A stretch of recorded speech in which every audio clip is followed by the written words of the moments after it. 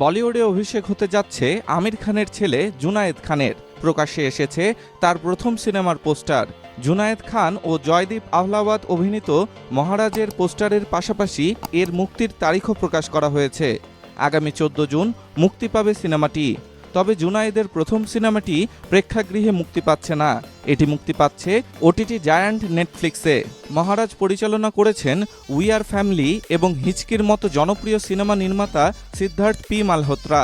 সিনেমার first look প্রকাশ্যে আসার সঙ্গে সঙ্গেই এটি নেট দুনিয়ায় ভাইরাল হয়েছে, কারণ আমির খানের ছেলের প্রথম সিনেমা, তাই ভক্তদের আগ্রহ সীমাহীন তা বলাই বাহুল্য।